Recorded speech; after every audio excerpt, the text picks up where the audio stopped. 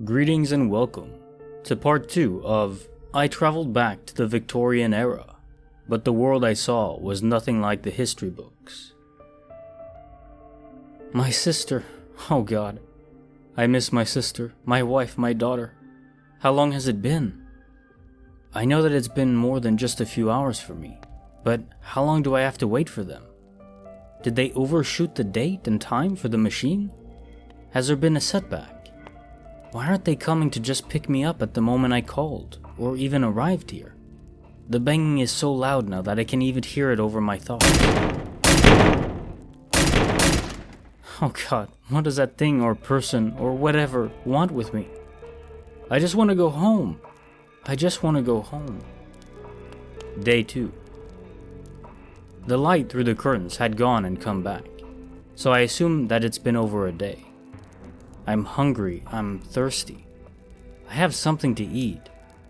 My rescue still hasn't come, and the banging hasn't stopped either. It feels as though my eardrums might explode. This is a restaurant, but everything looks weird. All the foods are white. The water available in the restaurant looks like milk. This is scary. God, I don't know if I can resist. The food and water smell completely normal, but I don't know if I should eat it. The banging on the door is almost deafening to my ears, making me want to stab my ears. I think I should explore this building. Day 3. This building is a 2-floored one. I think I'll try to jump out from the 2nd floor and jump the creature. I need to find a weapon. I think I'll go look in the kitchen. Day 4. I couldn't resist. I ate the white-colored food and drank the milky water. It tasted completely normal, almost fresh-like. I found a butcher knife in the kitchen that I could use on the creature. I'm going to jump him. Day 5. What did I do? That thing that I stabbed, that I killed, was definitely not a human being. It was softer than a piece of jelly, and its blood was darker and more viscous than tar. The face was completely featureless, except for its eyes, which were extremely sharp. Touching his eyes cut my finger. I have to leave. Oh God, I have to go. I can't stay here. The area was completely different from how it looked 5 days ago. The buildings were all different, and there was a huge estate in front of me. It slightly resembled a palace or castle or something. Maybe Kensington Palace or Buckingham. With everything being white, I can't tell. I have no idea where to go. Maybe inside the palace. The estate's walled off. It looks empty. If there are more of that thing, they can't follow me there. The gate is unlocked for some reason, just like every other door in this London is. The entrance is completely empty, with no security or anything to stop me from entering the place. I immediately went inside the palace building to shield myself from any more of these creatures, if there are any. The inside of the palace was completely different from what I imagined. It looked like a normal palace. It wasn't white, just like everything outside. It was colored normally. There were shades of golden and white, with red carpets on the ground. I went up the grand staircase, and then inside one of the rooms, which appears to be a hall. In the corner on the carpet is what appears to be a red-stained neon green hat and coat. Otherwise, the room looked immaculate, almost like it was cleaned recently. There was a table, which was set for snacks and tea, and the tea was still piping hot. It was still letting off steam. I touched the cup and it was still hot. "Your Majesty, the Prime Minister, Lord Melbourne, is here," came a voice. I was instantly taken aback, and my flight or fight instincts kicked in. Was it another creature like that I encountered, or was it another person? In walked a woman. She was wearing a red era-appropriate gown that almost looked like it belonged to the Royal Guard. But something was weird. The gown looked like jelly, like no fabric I had ever seen before.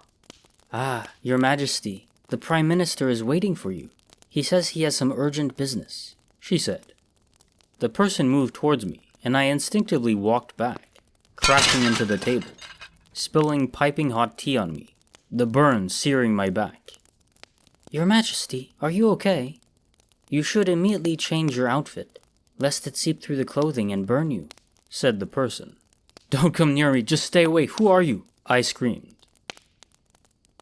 Drina, please do not make a fuss. There is an urgent issue that the Prime Minister needs your attention to. He's calling to you. He's in need of you, said the person. Who are you? I'm not the fucking queen. And what's that bloody outfit in the corner? I screamed at the person. Why, her? That's Queen Elizabeth II, ma'am. She didn't like the tea and biscuits too much, you know. That's what you get when you don't like the food the real queen provides you, said the woman. How in the world was Queen Elizabeth in 1867? My mind started going haywire. Is something wrong? Am I going crazy? Am I in a parallel universe or something?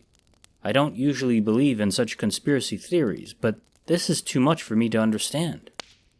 Take me to the room to change. Tell Lord Melbourne to wait a few moments, I said, sheepishly, and left the room. Of course, Your Majesty. Right this way, she said.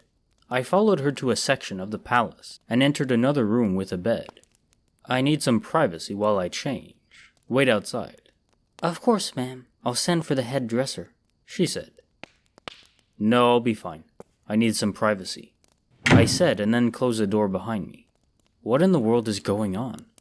I need to contact Norvinium and check for Queen Elizabeth II's status. I tried to contact them on my phone, but no one picked up. My signal was really unstable. That shouldn't happen.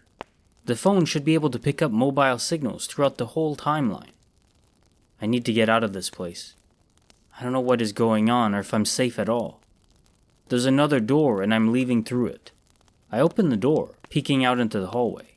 Your Majesty, what are you doing? You still haven't changed. I guess you'll have to go out like this. I'll have to ask the Prime Minister not to mention this to anyone. Do come quickly. The Prime Minister is waiting for you. He says he has some urgent business, she repeated. What the fuck? Why the fuck do you keep repeating that sentence over and over again? Where's the fucking Prime Minister? Where is everyone? I haven't seen anyone other than you, and those bloodied clothing and this whole place. I'm not going with you at all. I'm leaving this place.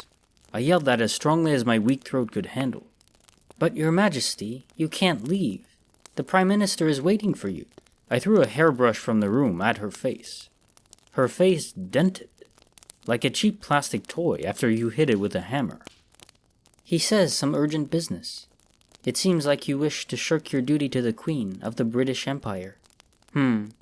Well, I will not allow it. Her voice started changing into a raspier tone, and she started turning paler. All of her facial features started going away, except for the eyes, which started turning into glowing holes. It's that thing again. It must be playing tricks with me in the palace. The creature's hand turned pointy and sharp, like a spear. I throw a candelabra at it, hoping to attack it, as I'm sick of the creature attacking me. The creature did not anticipate it and is hit, but the candle bounces off of it, and it falls to the carpet, setting it on fire. Just like regular plastic, the creature starts melting quickly. I run towards the entrance of the palace in case the fire spreads. I open the door and go outside. A significant portion of the palace has caught fire.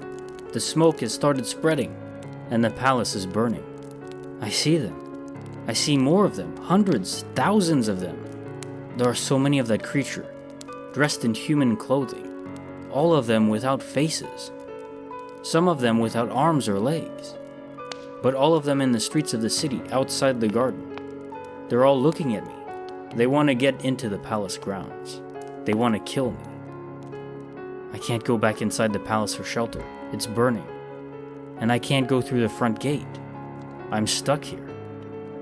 I'll probably die here. They're going to kill me. They'll get in soon. There's no point in resisting. I'll just sit on the ground, I guess, and wait to die.